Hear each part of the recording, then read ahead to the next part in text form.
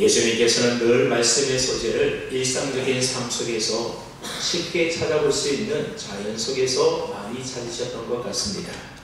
그래서 누구나 쉽게 이해할 수 있는 손쉬운 이야기들로 예수님은 말씀하셨고 또 가르치시고 설교하곤 하셨습니다. 오늘 본문인 요한복음 15장도 마찬가지입니다. 우리는 흔히 요한복음 15장을 가리켜서 포도나무 비유장이다 그렇게 부르곤 합니다. 이 포도나무는 이스라엘 백성들에게 있어서는 가장 친숙한 나무가 바로 포도나무입니다. 그래서 유대 땅 어디를 가더라도 쉽게 포도나무를 볼 수 있을 정도로 이스라엘 사람들에게 있어서는 가장 많이 재배하는 과일이 나무가 바로 포도입니다. 예수님은 제자들에게 너무나도 익숙한 나무인 이 포도나무를 사용해서 오늘 비유로 말씀하고 계십니다. 특별히 이 말씀은 예수님께서 제자들과 마지막 작별을 하시기 전에 하셨던 어떻게 보면 송별 설교와도 같은 말씀이다 말할 수 있습니다. 그래서 요한복음 15장의 말씀은 성숙한 신앙과 관련되어 있는 너무나 중요한 말씀, 주옥과 같은 보배와도 같은 말씀이 기록되어 있는 것이 바로 요한복음 15장입니다.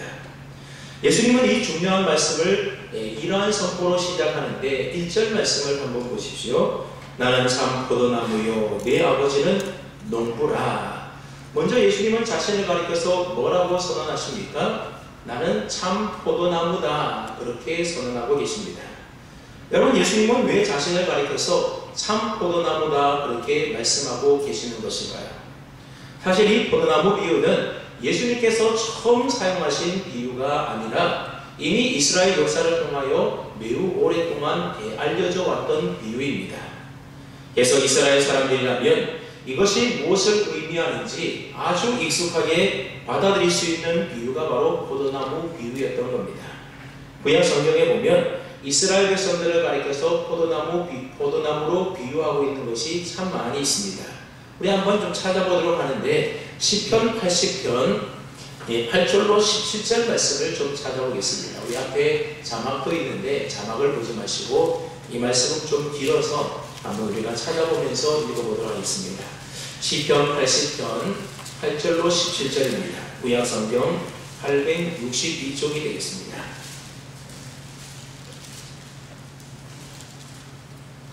자, 시편 80편 8절로 17절까지 말씀을 찾았으면 먼저 8절을 보시게 되면 하나님께서 한 포도나무를 애굽에서 가져다가 민족들을 쫓아내시고 그것을 심으셨다 그렇게 말하고 있습니다. 물론 애굽에서 가져다 심은 이 포도나무는 무엇을 가리키는 것이겠습니까?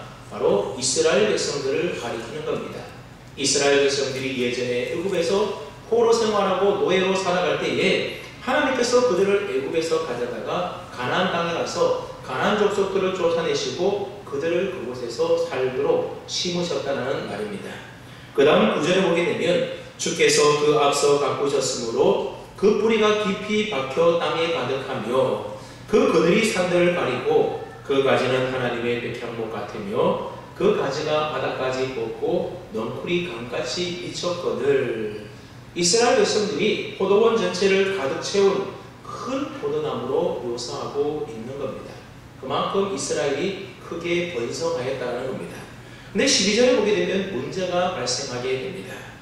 하나님께서 포도원 담을 거시고 길에 지나가던 모든 자가 그 포도를 따게 하셨고 또 숲속에 멧돼지가 포도원을 해치고 들짐승이 포도를 다 먹게 하셨다는 겁니다. 이 말은 주변의 강대국들이 이스라엘을 침범해 와서 해치는 모습을 이런 식으로 표현한 것입니다. 그래서 14절에 보면 시인이 어떻게 기도합니까? 만군의 하나님이여 구하옵나니 돌아오소서. 하늘에서 굽어보시고 이 포도나무를 돌아보소서. 주의 오른손으로 심으신 줄기요 주를 위하여 힘있게 하신 가지이다.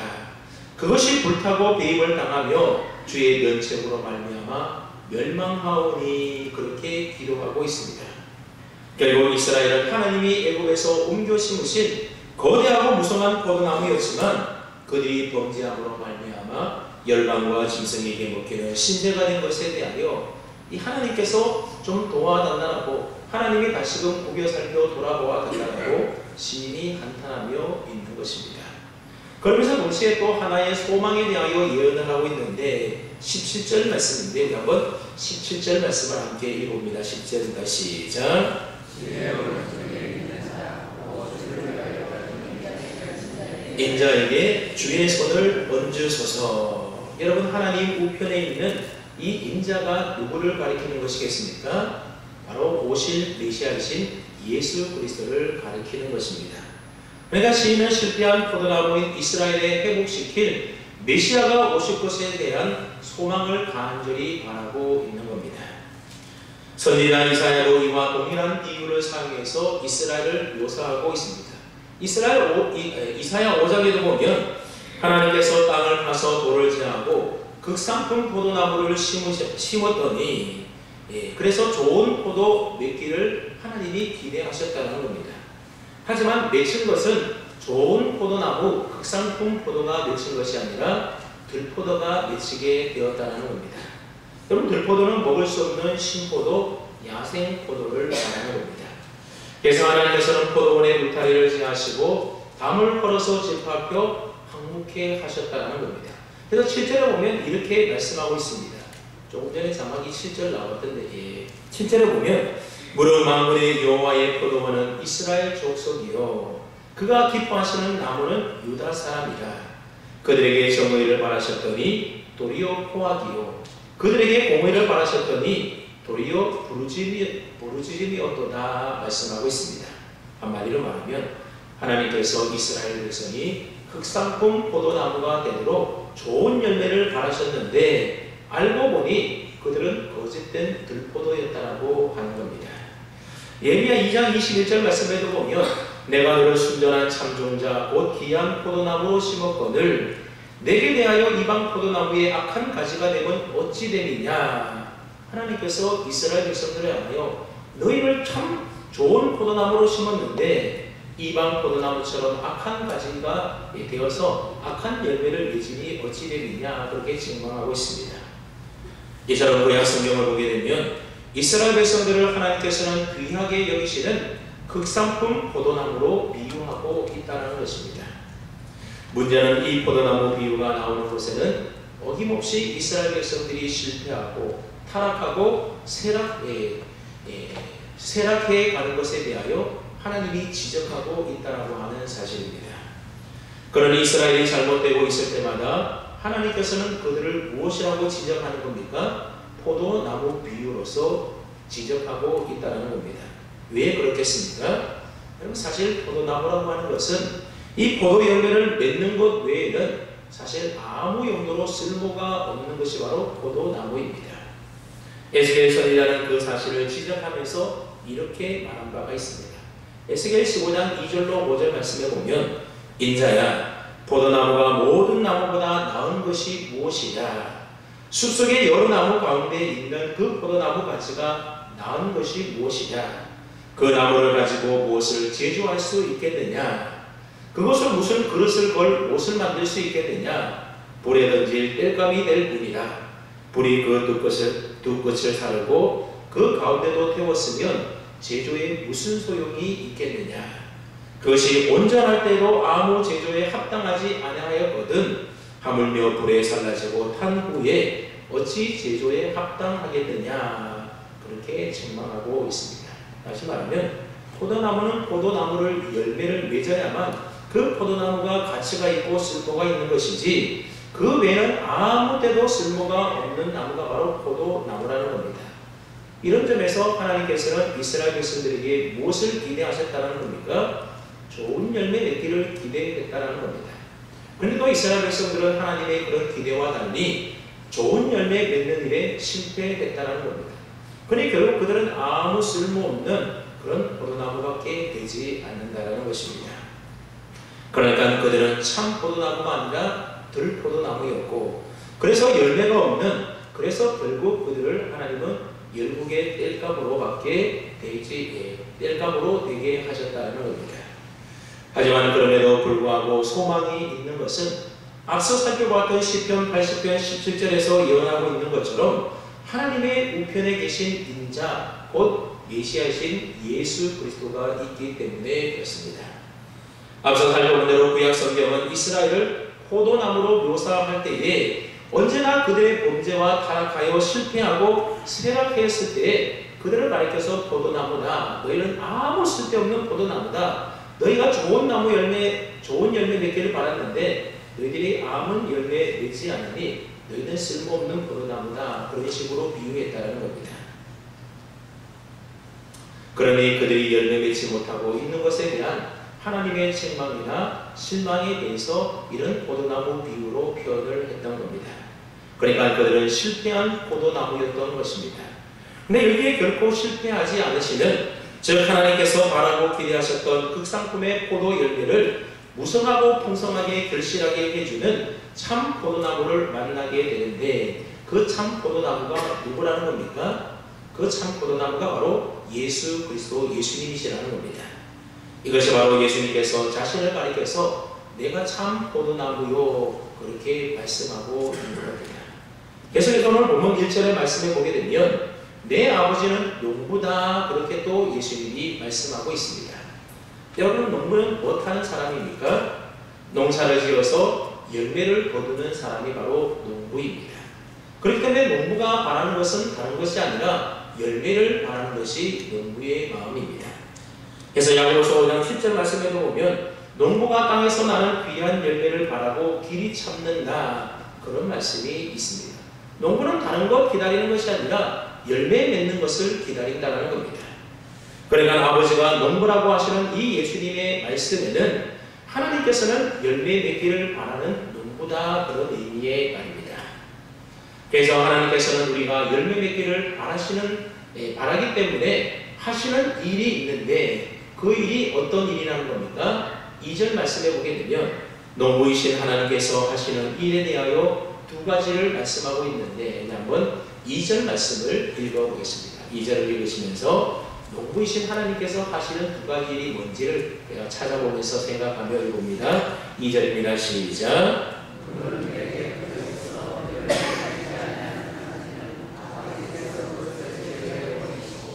물은 열매를 맺는 가시는 더 열매를 맺게 하려 하여 그것을 깨끗하게 하시느니라. 여러분, 농부이신 하나님께서 하시는 일이 두 가지인데 첫 번째는 어떤 일을 하십니까? 하나님은 과실을 맺지 아니하는 가지에 대해서는 제하여 버리는 일을 하신다는 겁니다. 그리고 두 번째로는 과실을 맺는 가지에 대해서는 그 가지가 더 풍성하게 열매를 맺을 수 있도록 가지를 깨끗하게 하시는 일을 하신다는 겁니다. 우리가 이 말씀을 이해하기 위해서는 예수님께서 말씀하시는 이 열매가 무엇인지에 대해서 먼저 좀 이해할 필요가 있습니다. 여러분, 우리가 신약 성경을 읽어보게 되면 이 열매라는 단어들이 상당하게 다양하게 사용되고 있음을 볼 수가 있습니다. 그런데 분명한 것은 성경이 말씀하고 있는 이 열매라고 하는 것은 외적인 성공을 말하거나 또는 수량적으로 측정할 수 있는 어떤 결과나 가치를 말하는 것이 결코 아니라는 겁니다. 성경에서 다양하게 사용되고 있는 이 열매라는 말 중에서 가장 중요한 의미로 사용되고 있는 이 열매라는 말은 바로 성령의 열매입니다. 여러분, 성령의 열매라는 것이 무엇입니까? 그리스도를 닮아가는 그리스도인의 영적인 성품이 바로 성령의 열매인 것입니다. 그래서 예수 믿는 사람들은 그리스도를 닮아가게끔 되어 있다는 겁니다. 왜 그렇겠습니까? 예수 믿는 우리 안에는 누가 있기 때문입니까? 바로 그리스도의 영이신 거룩하신 성령님이 우리 안에 있기 때문에 그렇다는 겁니다. 사람의 내면에 있는 것이 밖으로 드러나는 것은 당연한 이치인 겁니다. 우리 안에 그리스도의 영이 있기 때문에 자연스럽게 우리들이 그리스도를 닮아게끔 되어 있다는 겁니다. 그래서 예수님을 닮는 과정에서 생겨나는 이러한 성품을 가리켜서 성령의 열매다 그렇게 말을 합니다. 그 성품들은 우리가 잘 아는 것처럼 사랑과 희락과 화평과 오래 참음과 자비와 양성과 충성과 온유와 절제 이와 같은 성품들이라는 겁니다. 근데 이 모든 것들을 가리켜서 열매라 하지 않고 열매들이라고 말하지 않고 열매라는 단수로 말하고 있다는 겁니다. 즉 어떤 것은 있고 어떤 것은 전혀 없고 그런 것들이 아니라는 겁니다. 이 모든 성품에 정도는 차이가 있을지라도 다 그리스도인 안에 맺히는 하나의 열매라고 말하고 있는 것입니다. 사실 성경에 나타난 열매라는 단어에 여러 구절들이 대개는 바로 이러한 성령의 열매, 즉 예수님을 믿고 변화된 삶의 열매, 즉 성품의 열매들을 다양하게 표현하고 있는 것이라는 것을 우리가 알 수가 있습니다. 예를 몇 가지 들어보면 세례 요한이 말하기를 회개에 합당한 열매를 맺으라, 그렇게 말했을 때도 그 열매라는 것은 바로 변화된 우리의 삶의 열매, 즉 성품의 열매를 의미하는 것입니다. 또한 에베소서 5장 9절에 나오는 빛의 열매인 모든 착함과 의로움과 진실함이라는 것도 사실 알고 보면 다 성령의 열매, 우리 성품의 변화를 의미하는 것들입니다. 그리고 빌립보서 1장 11절에 예수 그리스도로 말미암는 의의 열매도 마찬가지이고, 히브리서 12장 11절에 보게 되면 믿는 자는 징계를 받은 후에 의의 평강한 열매를 맺는다라고 했는데 그것도 또한 마찬가지고, 골로새서 1장 10절에 모든 선한 일의 열매를 맺는다라고 할 때 이 모든 구절들은 나 믿음으로 말미암아 변화된 인격과 우리의 삶의 모습을 이와 같은 열매로 표현하고 있다는 겁니다. 그러니까 크게 볼 때에 성령의 열매에 다 포함되는 것들이다, 그렇게 말할 수가 있는 것입니다. 한 가지 더 살펴본다면 복음을 듣고 회심한 사람을 가리켜서 성경은 또한 열매다, 그렇게 말씀하고 있습니다. 그래서 요한복음 4장 36절 말씀을 보게 되면 예수님께서 사마리아 여인들과 또 예수님을 믿게 된 수가성 사람들을 가리켜서 그들을 가리켜서 열매다, 그렇게 말씀하고 있습니다. 또한 요한복음 12장 24절 말씀에 보면 하늘의 밀이 땅에 떨어져 죽지 아니하면 하늘 그대로 있고 죽으면 많은 열매를 맺느니라 말씀하는데, 이때의 열매라는 것도 결국 예수님을 만나고 예수님을 믿은 다음에 회심해서 변화된 사람을 가리키는 것입니다. 그 외에도 여러 곳에 이러한 표현들이 나오고 있습니다. 그렇다면 여러분, 우리가 던져야 될 한 가지 질문이 있지 않습니까? 과연 열매 없는 그리스도인들이 있을 수 있을까 없을까 하는 질문이 생겨나게 되는 겁니다.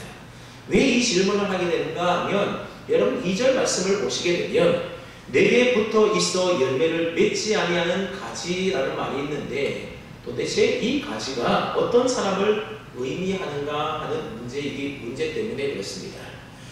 하나님께서는 그런 자들을 제거해 버리신다, 그렇게 말씀합니다. 그렇다면 이 사람들은 다 제거해 버려서 지옥 가는 사람들이구나, 이렇게 쉽게 받아들이면 되는데 그렇게 받아들이기에는 약간 좀 애매하고 모호하다는 겁니다. 왜냐하면 첫째로는 내게 붙어 있어 라고 하는 이 단어 때문에 그렇습니다. 이 내게 붙어 있어 라고 하는 말은 주님 안에 있다라는 말이 되는데, 여러분 이 말은 구원받은 사람에 대하여 주로 사용하는 표현의 말이라고 하는 겁니다. 그러니 제거해버리겠다고 하는 말을 지옥에 보내버리겠다, 그렇게 받아들이기가 사실 조금 어렵다라고 하는 겁니다. 둘째로 이 제거해버린다라고 하는 말은 없앤다라는 뜻 외에도 들어올린다라는 뜻을 가지고 있는 말입니다. 그래서 열매를 맺지 못하는 가지를 들어올려서 햇빛을 더 많이 받게 함으로 열매를 잘 맺게 하신다, 그런 뜻으로도 해석이 가능한 단어라는 겁니다. 그렇게 볼 때 이 문제를 푸는 열쇠는 그 단어의 뜻보다도 열매 없는 그리스도인이라는 것이 과연 가능한 것인가, 그것을 살펴보는 것이 그에 대한 답을 얻는 데 더 도움이 되리라 생각이 듭니다. 먼저 가능하다라고 보는 사람이 있다는 겁니다. 그 사람들은 그러한 예를 들 수 있는 인물을 아브라함의 조카인 롯을 들고 있습니다. 우리가 알다시피 롯은 아브라함의 양으로 소돔 땅을 선택해서 멸망하기 직전까지 소돔에 살았던 사람이 바로 롯이었습니다. 그런데 롯은 소돔이 멸망할 때에 두 딸과 겨우 구원을 얻지 않습니까? 그리고 타락한 소돔의 문화의 영향을 받았던 두 딸과의 관계를 통하여 자식을 번성하게 하는 참 부끄러운 주인공이 되었던 사람이 바로 롯입니다. 그럼에도 불구하고 성경은 그가 구원을 받은 사람이다, 그렇게 밝히고 있습니다. 베드로후서 2장 7절로 8절 말씀을 한번 보십시오. 모범하는 자들의 음란한 행실로 말미암아 고통당하는 의로운 롯을 건지셨으니 이는 이 의인이 그들 중에 거하여 날마다 저 불법한 행실을 보고 들음으로 그 의로운 심령이 상합니다. 이런 말씀이 성경에 기록되어 있습니다. 롯이 소돔에 사는 동안 그곳에 제약상을 보내서 그 의로운 심령이 상했다라고 하는 것은 그가 구원받은 하나님의 백성이라고 하는 증거라고 하는 겁니다. 하지만 여러분, 롯에게는 뭔가 내놓을 만한 열매가 없지 않습니까? 그리고 또 열매 없는 그리스도인이 가능하다고 하는 사람들이 주장하는 얘기 가운데 한 구절이 뭔가 하면 고린도전서 3장 14절로 15절 말씀입니다. 만일 누구든지 그 위에 세운 공적이 그대로 있으면 상을 받고 누구든지 그 공적이 불타면 해를 받으리니 그러나 자신은 구원을 받되 불 가운데서 받은 것 같으리라. 그런 말씀이 기록되어 있습니다. 여기 불 가운데서 구원을 받는다라고 하는 말은 아무 공적도 없이 구원을 받는다, 그런 의미의 말입니다. 이렇게 볼 때 열매 없는 그리스도인들이 있을 수 있다, 그렇게 주장을 한다는 겁니다. 이에 반하여 열매 없는 그리스도인들은 있을 수가 없다라고 성경이 가르친다라고 주장하는 성경학자들이 또한 있습니다. 이런 열매 없는 그리스도인이 있을 수 있다라는 주장에 대하여 이렇게 반박을 하고 있습니다. 이런 고린도서 3장 15절에서 말하고 있는 이 공적이라고 하는 것은 성품의 열매를 말하는 것이 아니라 사역의 열매라고 그렇게 이야기합니다. 즉 고린도전서 3장은 아볼로나 바울과 같은 복음을 전하고 가르치는 사역자들의 사역을 주제로 다루고 있는 말씀이라고 하는 겁니다. 그러니까 여기서 말하고 있는 각 개인의 공적이라고 하는 것도 그리스도인이 맺을 수 있는 성령의 열매를 가리키는 것이 아니라는 겁니다. 모든 그리스도인의 사역의 결과는 다 그 공적의 불로 시험을 받게 되는데, 그 공적이 불탔다라고 해서 그 사역의 결과에 따라서 구원받은 것이 바뀌거나 좌우되거나 그런 것이 결코 아니라고 말씀을 합니다. 결국 롯의 경우에도 롯은 고린도전서 3장에서 말하는 사역으로서는 공적을 아무것도 갖추지 못한 사람이었다는 겁니다. 그러나 롯에게는 성품의 열매, 즉 성령의 열매가 없었다라고는 볼 수가 없다는 겁니다. 왜냐하면 만약에 롯에게 그것이 없었다라고 한다면 롯은 그 의로운 심령이 상할 일이 없었을 것이기 때문에 그렇습니다. 여러분, 의로움이라고 하는 것은 분명히 믿는 자가 맺는 성품의 열매라는 것입니다. 결국 정리해보면 그리스도인들에게 있어서 사역의 열매가 없을지라도 그 사람은 부끄러운 구원을 얻을 수 있겠지만, 그러나 성품으로 맺어지는 성령의 열매 없이는 참된 그리스도인, 다시 말하면 구원받은 사람이다, 그렇게 말할 수가 없다는 겁니다. 그러므로 열매가 없는 그리스도인은 있을 수 있다는 겁니까? 없다는 겁니까? 있을 수가 없다는 겁니다. 그래서 스펄전 목사님과 함께 19세기 영국의 대부흥운동을 일으켰던 존 라일이라는 목사님이 있는데, 이 목사님이 이런 말을 했습니다. 하나님이 선택하신 사람은 그 열매로만 알 수가 있다, 그런 말을 했습니다. 이 사람이 정말로 구원받은 하나님이 택한 사람인지 아닌지는 그 사람의 삶의 열매, 즉 그 사람의 성품의 변화와 그 삶의 열매를 보면 이 사람이 정말 구원받은 하나님이 택한 사람이구나 아니구나 라는 것을 알 수가 있다는 겁니다. 이제 다시 본문으로 돌아와서 이러한 전제를 가지고 오늘 본문을 볼 때에 몇 가지 원리를 발견하게 됩니다. 먼저 2절에 보면 물은 내게 붙어 있어 열매를 맺지 아니하는 가지는 누구를 말하는 것이겠습니까? 예수님을 믿는다고 교회 다닌다라고 하지만 실제로는 거듭나지 않은 명목상 신자들을 말하는 것입니다. 오늘날 교회 안에 이런 사람들이 점점 많아지고 있지 않습니까? 교회를 다니기는 다니는데 예수님을 믿지 않고 가정의 평안을 위해서, 마음의 뭔가 안정과 또는 마음의 평안을 위해서, 또는 여러 사람과의 인간적인 관계에 의해서 교회를 다니는 사람이 있다라고 하는 겁니다. 하나님은 결국 이런 사람들을 포도나무인 그리스도로부터 제거해 버리신다, 그렇게 말씀하고 있는 겁니다. 마치 알곡과 가라지가 함께 있지만 그러나 마지막 심판 때 다 가려지는 것과 마찬가지로 언젠가는 우리 교회 안에 다 알곡이 있고 가라지가 있지만 그러나 열매 맺지 않는 가라지들이 다 제거될 날이 오게 될 것이라는 겁니다. 그러니까 아무런 열매도 아무런 변화도 없이 그저 명목적인 신자로만 남아 있는다라고 한다면 결국 농부이신 하나님께서 그 사람들을 제거해 버리신다라고 하는 것이 바로 하나님께서 농부로서 하시는 첫 번째 일이라고 하는 것입니다.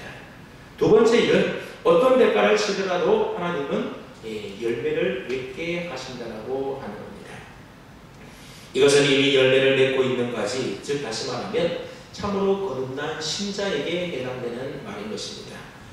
농부이신 하나님은 예수님 안에 거하고 있는 거듭난 신자들로 하여금 많은 과실을 맺게 하시기 위하여 그들을 깨끗하게 해 주신다는 겁니다. 2절 하반절 말씀을 보십시오. 물은 열매를 맺는 가지는 더 열매를 맺게 하려 하여 그것을 깨끗하게 하시느니라. 여기서 열매를 맺는 가지라고 하는 것은 예수님에게 붙어있는, 다시 말하면 예수님으로부터 거듭난 사람, 예수님을 온전히 믿는 사람을 의미하는 겁니다.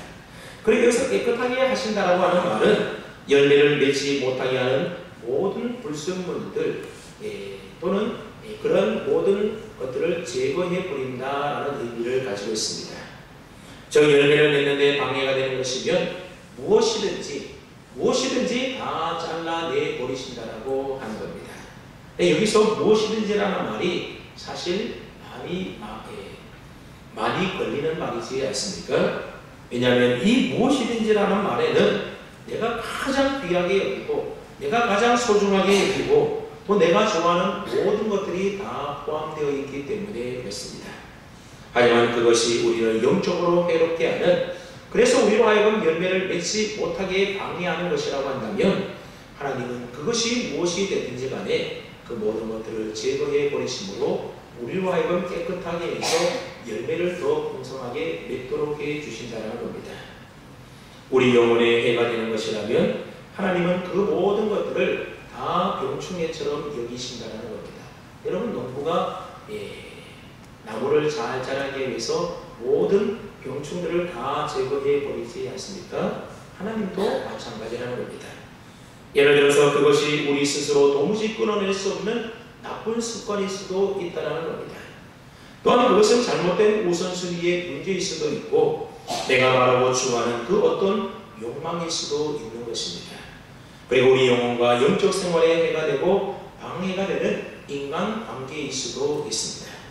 하지만 하나님께서는 그 어떤 대가를 치르더라 하더라도 하나님의 자녀들이 열매 맺는 자녀들이 되도록 만들어가도록 그 모든 것들을 깨끗하게 해버리신다는 겁니다. 비록 우리 욕심에 손해를 가진다 하더라도 하나님 아버지는 열매 맺지 못하게 하는 그런 모든 장애물들을 다 제거해버리시고 잘라내시고 그래서 깨끗하게 하신다는 겁니다. 하지만 하나님은 그렇게 해서라도 결국에는 유익하게 하시고 열매를 맺게 하시는 겁니다. 이것이 농부이신 하나님 아버지께서 우리에게 행하시는 일이라고 하는 겁니다. 이러한 말씀은 우리에게 잘려나가는 아픔과 고통 없이는 하나님에 대해서 제대로 잘 배우지도 못하고 열매 맺지도 못한다는 것을 우리에게 알려주는 것입니다. 그렇다면 여러분의 생애에 가장 귀하고 소중한 것들은 무엇입니까? 성경은 그것이 하나님을 아는 것이고 하나님을 만나는 것이고 하나님을 사랑하는 것이어야 된다, 그렇게 우리에게 말씀하고 있습니다. 그런데 문제는 사람이 그렇게 쉽게 하나님 앞에 나오고 하나님을 만나고 하나님을 사랑하고 그러지 않는다라는 겁니다. 할 수 있는 데까지 자기 고집 다 부려보고 또 할 수 있는 대로 불순종 다 해보고 결국 나중에 고통 속에서 하나님을 만나게 되고 그래서 두 손 들고 하나님 앞에 나와서 하나님을 사랑하게 되는 경우들이 많이 있습니다. 근데 때로는 그 고통이 너무나도 크고 아플 때가 있지 않습니까? 때로는 인생이 다 무너져 내리는 그런 아픔과 수치를 만들 때도 있다라고 하는 겁니다. 여러분, 하나님께서는 왜 당신의 자녀들에게 그런 일들이 일어나도록 그런 고통을 허락하시는 것이겠습니까?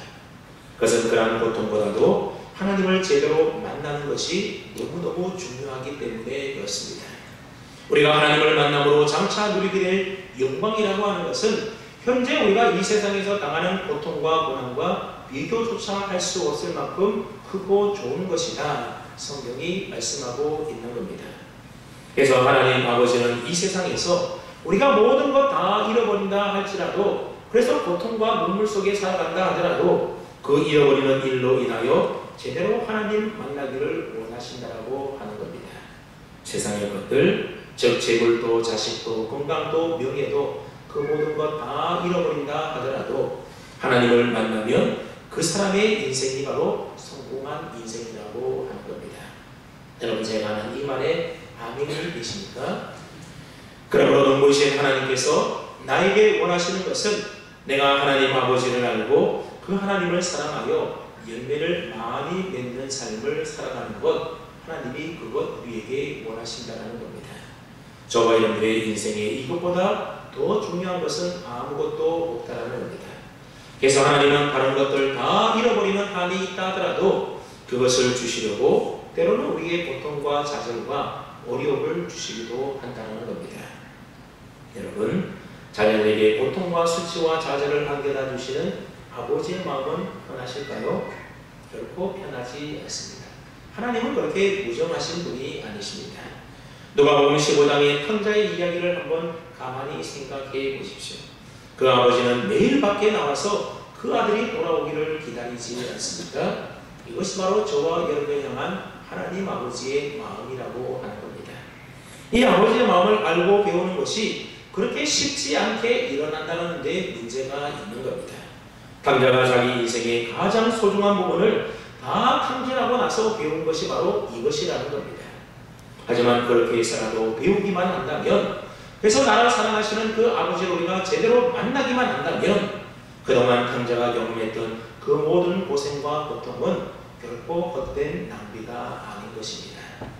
시편 119편 67절 말씀을 보면 고난당하기 전에는 내가 그릇 행하였더니 이제는 주의 말씀을 지키나이다, 그렇게 고백하고 있습니다. 그리고 71절에도 보면 고난당하는 것이 내게 유익이다, 이로 말미암아 내가 주의 율례들을 배우게 되었나이다, 시인은 그렇게 고백하고 있습니다. 여러분의 삶 속에도 이런 아픔과 고난이 있으셨습니까?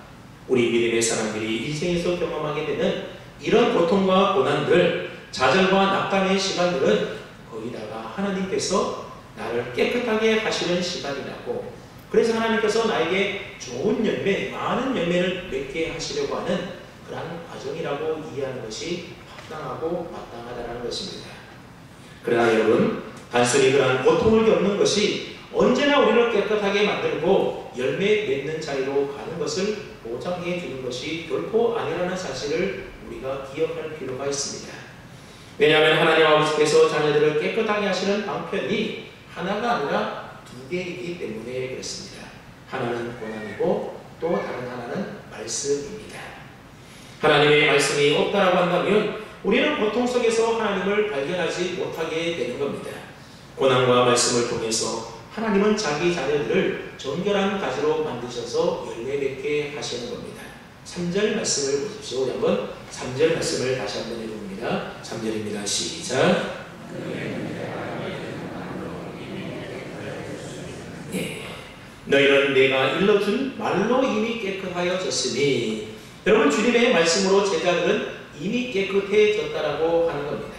무엇으로 제자들이 깨끗해졌다는 겁니까? 말씀으로 깨끗해졌다라는 겁니다. 그래서 요한복음 17장 17절에 보게 되면 이제 예수님께서 오늘 본문 말씀을 하신 조금 이후에 기도하러 가셔서 뭐라고 기도하셨는가 하면 그들을 진리로 거룩하게 하옵소서, 아버지의 말씀은 진리니이다, 그렇게 기도를 했습니다. 하나님의 말씀이 바로 우리를 거룩하게 만드는 진리라고 하시는 것입니다. 그러니까 말씀 없이 그저 고난만으로 우리가 정결하게 되어지는 것은 결코 아니라는 겁니다. 하나님의 말씀은 내가 지금 당하고 있는 고난을 해석하게 만들어주고 하나님이 나를 위하여 무슨 일을 하고 계신지를 알게 하여주고, 그래서 하나님의 마음을 알게 해주는 것이 무엇이라는 겁니까? 그게 바로 말씀이라는 겁니다. 그래서 시편 119편 9절 말씀을 보면 청년이 무엇으로 그의 행실을 깨끗하게 하리까? 주의 말씀만 지킬 따름이니이다, 그렇게 말씀하고 있습니다. 하나님의 말씀이 우리를 거룩하고 깨끗하고 정결하게 만들어 간다는 겁니다. 바로 이런 이유 때문에 항상 우리 안에 하나님의 말씀이 풍성하게 거하도록 우리는 말씀에 힘쓰는 삶을 살아야 하는 겁니다.